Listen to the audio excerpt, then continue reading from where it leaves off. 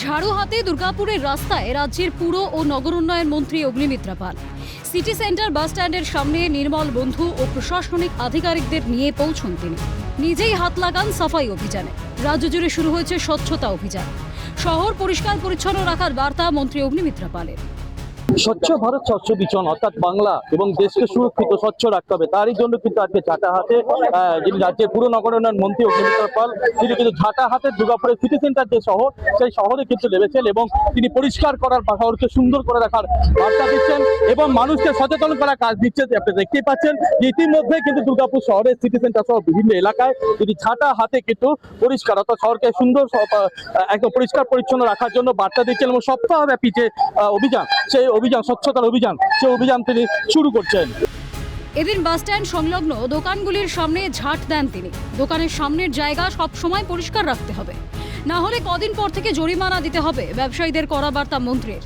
এছাড়াও তিনি নিজে নির্মল বন্ধুদের বুঝিয়ে দেন কিভাবে সব জায়গা থেকে নোংরা আবর্জনা তুলবেন তারা। বালতিতে যখন বাড়ি থেকে নিয়ে এসে যখন ঢালবে তখন এখানেও তুমি সেটা মিক্স করে দেবে, কারণ কিন্তু সবুজটার মধ্যে মানে যেটা রান্নাঘরের ফল সবজির ভেস্ট আর এটার মধ্যে তোমার প্লাস্টিক যেগুলো তুমি নিয়েছো সেটাই নেবে। এছাড়াও সাধারণ মানুষের উদ্দেশ্যে করা বার্তা রাজ্যের পুর ও নগর উন্নয়ন মন্ত্রী অগ্নিমিত্রা পালের। আর যত্রতত্র ময়লা ফেলা যাবে না, রাস্তায় থুতু পানের পিক ফেললেই জরিমানা। 1 সেপ্টেম্বর থেকে পুরো আইন না মানলে জরিমানা করা হবে বলে জানান তিনি। 15 থেকে মানে গতকাল থেকে 20 তারিখ অব্দি একটা 6 দিনের এক্সটেন্সিভ ক্লিনলিনেস প্রোগ্রাম স্বচ্ছতা অভিযান নিয়েছি। সেখানে আমরা চাই যে সমস্ত সমাজের মানুষ, স্কুলের ছেলেমেয়েরা থেকে শুরু করে আমাদের বাড়ির দাদু দিদারা যারা পারবেন সমস্ত মানুষ রাস্তায় এসে মন্দির, পার্ক, রাস্তা, নদী, ঘাট, লেক আমরা পরিষ্কার করব বা লোকদেরকে দিয়ে পরিষ্কার করাবো। Prevention is better than cure.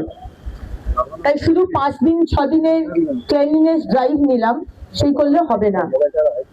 আমরা যে স্বপ্ন দেখেছি সোনার বাংলা গড়ার, সেই সোনার বাংলা কখনোই হবে না যতক্ষণ স্বচ্ছ বাংলা না হয়।